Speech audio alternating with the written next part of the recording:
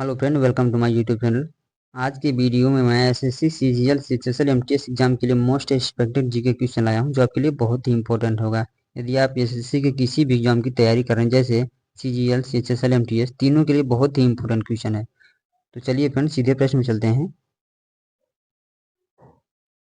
पहला क्वेश्चन है, सबसे पहले इलेक्ट्रॉन के आवेश का निर्धारण किसने किया था? फ्रेंड बताइए। फ्रेंड यदि क्वेश्चन का आंसर पता हो तो आप कमेंट बॉक्स में दे सकते हैं। बताइए फ्रेंड, वेरी वेरी इंपॉर्टेंट प्रश्न है। तो राइट आंसर होगा मिल्कन। रॉबर्ट मिल्कन के द्वारा किया गया था इलेक्ट्रॉन के आवेश का निर्धारण सबसे पहले। ठीक है, तो option number B correct answer हो जाएगा। चलिए नेक्स्ट प्रश्न में चलते हैं। फ्रेंड इसमें 30 प्रश्न लागे, आप कमेंट करके जरूर बताइए कि आपके कितने प्रश्नों का आंसर सही था। हाइड्रोजन के रेडियो सक्रिय समस्थानिक को कहते हैं, क्या कहते हैं? फ्रेंड बताइए, क्या कहता है? तो राइट आंसर हो जाएगा ट्राइटियम। हाइड्रोजन के ट्राइटियम समस्थानिक को रेडियो सक्रिय समस्थानिक कहा जाता है। ठीक है, option number D correct answer हो जाएगा। फ्रेंड आपको पता होगा कि हाइड्रोजन के 3 समस्थानिक होते हैं, तो इस प्रकार रेडियो सक्रिय समस्थानिक जो होता है वो ट्राइटियम होता है। ठीक है, option number D correct answer हो जाएगा। वेरी इंपॉर्टेंट प्रश्न आपकी परीक्षाओं की दृष्टि से। चलिए नेक्स्ट, पोलोनियम में समस्थानिकों की संख्या होती है, कितनी होती है? फ्रेंड बताइए फटाफट। वेरी वेरी इंपॉर्टेंट प्रश्न है। पोलोनियम में समस्थानिकों की संख्या कितनी होती है?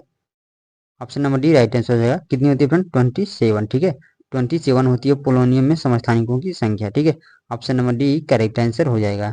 चलिए नेक्स्ट, किस युद्ध में जीतने के उपरांत बाबर ने खजाने का मुंह अमीरों, सगे संबंधियों आदि के लिए खोल दिए और इस उदारता के लिए उसे कलंदर की उपाधि दी गई? बताइए फ्रेंड, किस युद्ध के बाद?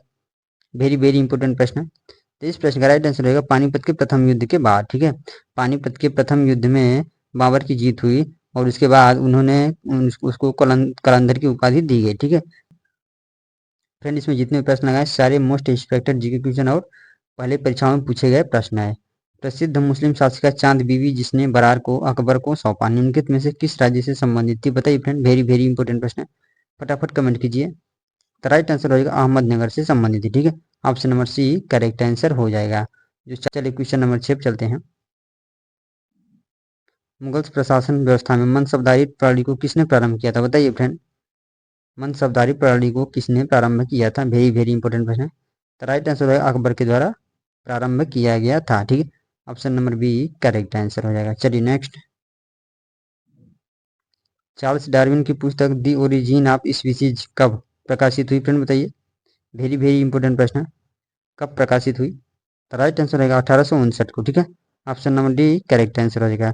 द ओरिजिन ऑफ स्पीसीज जो बुक हुई थी, प्रकाशित हुई थी, वो 1859 को हुई थी। ठीक है, चार्ल्स डार्विन के द्वारा लिखी गई थी ये पुस्तक, तो आप इसको भी याद रखना। चलिए नेक्स्ट, किस आधार पर जंतुओं और वनस्पतियों का एक दूसरे से भिन्न वर्ग में रखा गया है? बताइए फ्रेंड, किस आधार पर रखा गया है?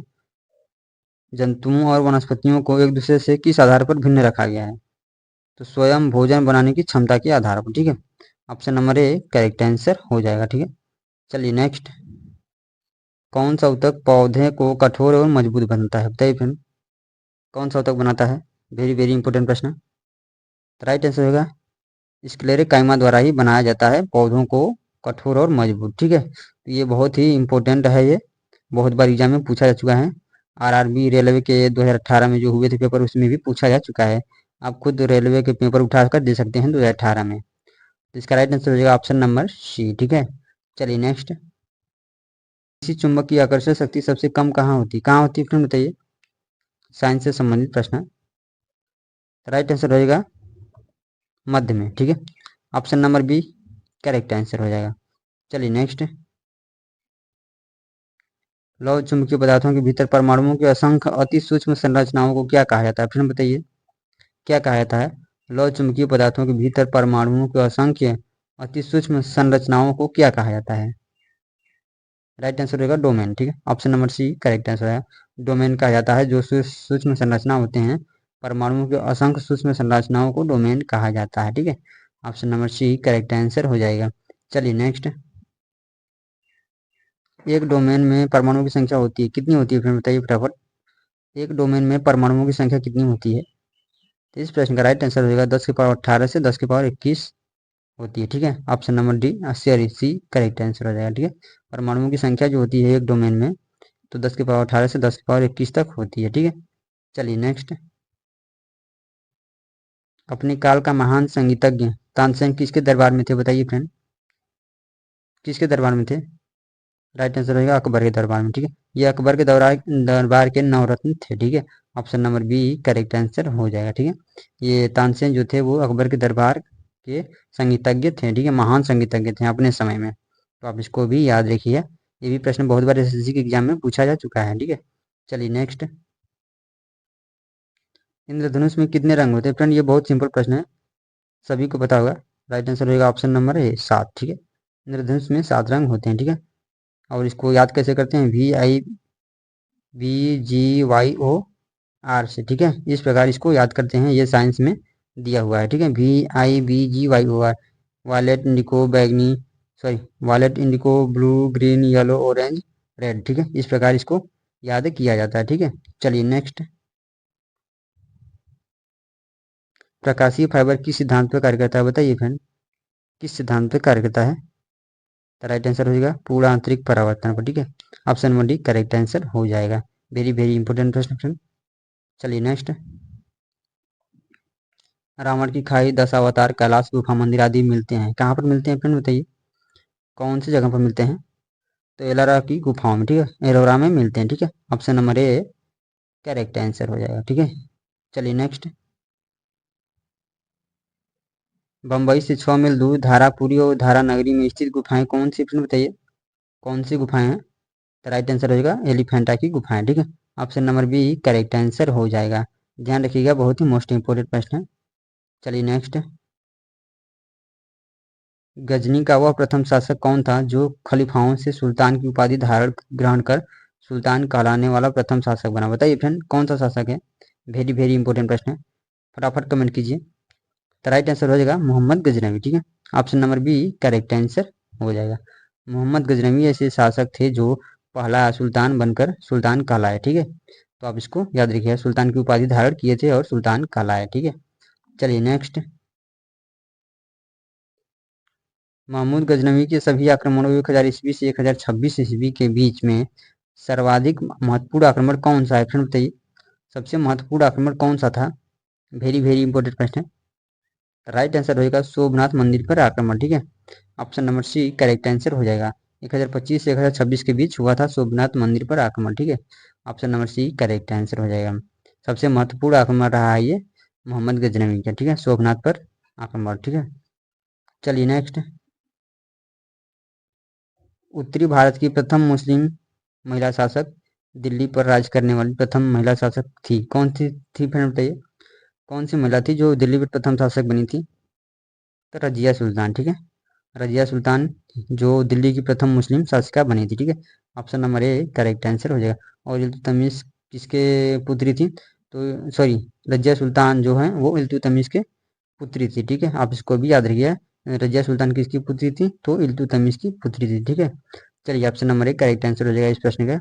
चलिए नेक्स्ट प्रश्न पर।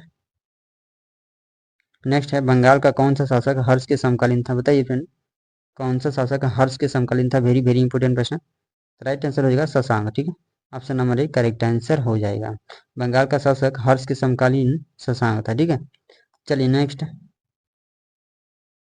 चालुक्य शासक पुलिकेशन द्वितीय ने किस नदी के किनारे हर्षवर्धन को परास्त किया था, बताइए फ्रेंड वेरी वेरी इंपॉर्टेंट प्रश्न। किस नदी के किनारे हर्षवर्धन को परास्त किया था पुलिकेशन ने? राइट आंसर रहेगा नर्मदा नदी के किनारे। ठीक है, चालुक्य शासक पुलिकेशन द्वितीय ने नर्मदा नदी के किनारे हर्षवर्धन को परास्त किया था। ठीक है, option number C correct answer हो जाएगा इस प्रश्न का। ठीक है, चलिए नेक्स्ट। दिल्ली के प्रथम सुल्तान कौन थे जिन्होंने दक्षिण भारत को पराजित करने का प्रयास किया था, बताइए फ्रेंड कौन थे? प्रथम सुल्तान कौन थे? तो राइट आंसर होगा अलाउद्दीन खिलजी। ठीक है, option number C correct answer हो जाएगा। अलाउद्दीन खिलजी पहले ऐसे सुल्तान थे जिन्होंने दक्षिणी भारत को पराजित करने का प्रयास किया था। ठीक है, option number C correct answer हो जाएगा। चलिए नेक्स्ट।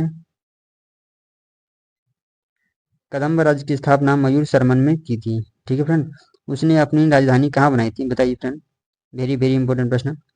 तो इस प्रश्न का राइट आंसर होगा बैजंती और बनवासी को। ठीक है, कदम्ब राज्य की स्थापना मयूर शर्मन ने की थी, और इसने मयूर शर्मन ने अपनी राजधानी कहाँ पर बनाई थी, किस स्थान को बनाई थी?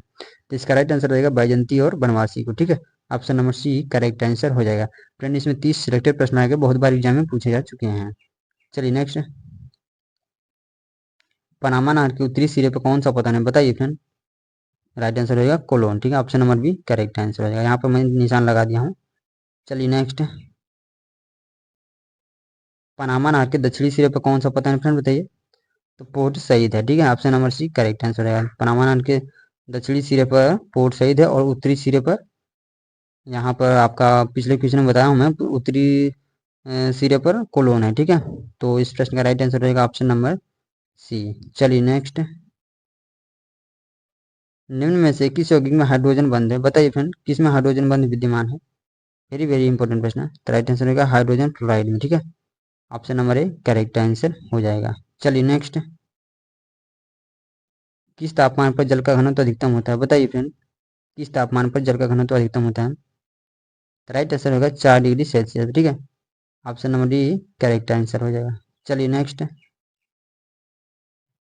अंतर्राष्ट्रीय तिथि रेखा को किस नाम से जाना जाता है, किस नाम से जाना जाता है फ्रेंड, बताइए। राइट आंसर होगा 180 डिग्री देशांतर, ठीक है, option number D correct answer हो जाएगा। चलिए नेक्स्ट, अंतर्राष्ट्रीय तिथि रेखा का निर्धारण किस वर्ष किया गया, किस वर्ष किया गया फ्रेंड, बताइए। वेरी वेरी इंपॉर्टेंट प्रश्न। तो इस प्रश्न का राइट आंसर होगा 1884 ईस्वी में किया गया, ठीक है, option number C correct answer हो जाएगा। फ्रेंड इसमें टोटल 30 प्रश्न लाए गए थे, तो आप जरूर कमेंट कर बताइएगा कि आप कितने प्रश्नों का आंसर सही किए, ठीक है। आज की वीडियो बस इतना ही फ्रेंड, मिलेंगे ऐसी वीडियो के साथ अगले दिन। तब तक के लिए नमस्कार।